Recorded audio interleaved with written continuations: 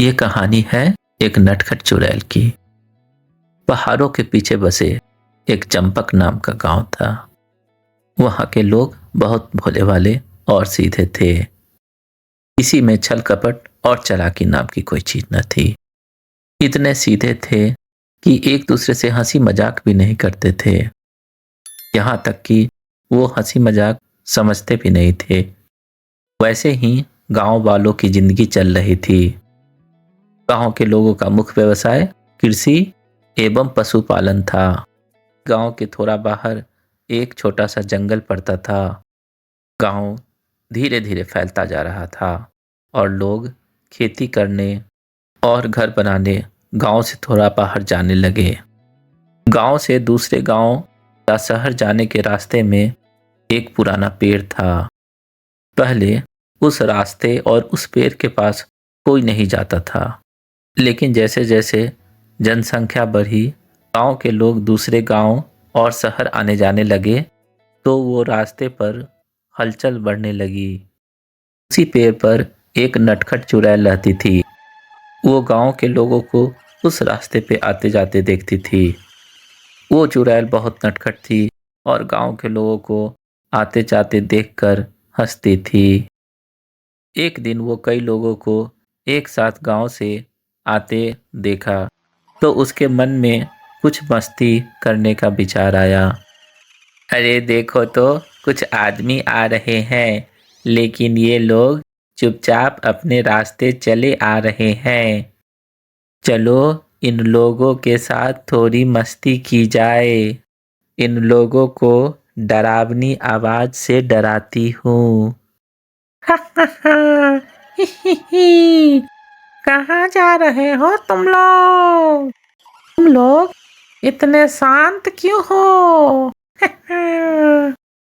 इधर देखो, मैं हूँ इस पेड़ की चुड़ैल। एकाएक ये आवाज सुनकर लोग बहुत डर गए और डर कर इधर उधर भागने लगे। भागते हुए लोगों को उस नटखट चुड़ैल ने धक्का मारकर गिरा दिया। किसी के बाल खींचने लगे, किसी को एक थप्पड़ जड़ दिया। लोग ये सब देखकर बहुत हैरान थे और काफी डरे हुए थे। अरे भागो भाई, लगता है यहाँ कोई चुड़ैल है जो हमें परेशान कर रही है। हाँ भाई, मुझे ऐसा लगा कि मुझे किसी ने धक्का दिया है। अरे मुझे तो लगा कि किसी ने मुझे थप्पड़ मारा है। किसी तरह वो वहां से भाग निकलने में सफल हुए। इस घटना के बाद तो सारे गांव में ये बात जंगल की आग की तरह फैल गई कि गांव के बाहर उस पुराने पेड़ पर एक नटखट चुड़ैल है। अभी अभी तक तो वो चुड़ैल किसी को नुकसान नहीं पहुंचाई है, लेकिन फिर भी लोग उस चुड़ैल से सावधान रहे। पता नहीं उस चुड़ैल के मन में क्या है, कहीं किसी को नुकसान न कर दे। उस नटखट चुड़ैल को इस घटना के बाद से लोगों को परेशान करने में मजा आने लगा। अक्सर वो लोगों के सामने आ जाती थी और कुछ न कुछ बोलकर डराती थी। किसी के कपड़े खींचना, किसी के कानों में फूंक मारना और किसी को गुदगुदी करना उसकी अब ये आम बात हो गई थी। वह किसी के टोकरी से कुछ निकाल लेती थी, किसी की थैली में कुछ रख देती थी। इस तरह वो गांव वालों से मस्ती किया करती थी। कोई गांव वाला फल और सब्जियां लेके जाता तो उसे निकाल कर खा जाती थी। गांव वाले उससे अब बहुत परेशान हो गए थे। वैसे ही एक दिन गांव वाले ने विचार किया कि इस चुड़ैल का कुछ करना होगा। अरे भाई, चलो उस चद्दर वाले बाबा की मदद से हम उस चुड़ैल को सबक सिखाते हैं।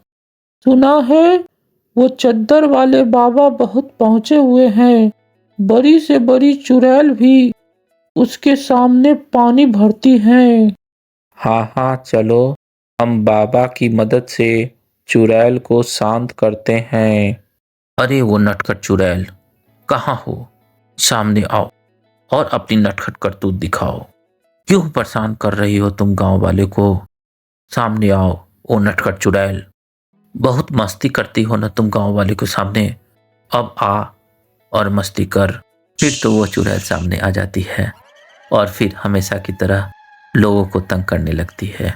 फिर लोगों ने कहा, अरे चुड़ैल, क्यों करती हो ऐसा? क्या मिलता है तुम्हें हम सबको परेशान करके?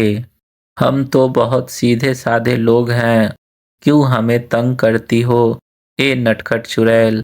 अरे गांव वालों, यही तो बात है कि तुम बहुत सीधे साधे हो, आपस में मस्ती हंसी मजाक नहीं करते हो, इसलिए मैं तुम लोगों के साथ थोड़ा हंसी मजाक करती हूँ। तुम लोग भी आपस में ही मस्ती किया करो, खुशी खुशी जिंदगी जिया करो। मुझे तो अब सुख और दुख से कोई फर्क नहीं पड़ता, लेकिन जब मैं जिंदा थी तो ऐसे ही मस्ती और हंसी मजाक किया करती थी। तुम लोग भी वादा करो कि आज से हंसी मजाक और मस्ती करोगे। गांव वालों को ये बात समझ में आई और सबने वादा किया कि वो लोग अब मस्ती और हंसी मजाक करेंगे और खुशी खुशी रहेंगे। इस कहानी से हमें ये शिक्षा मिलती है कि जिंदगी में हंसी मजाक करनी चाहिए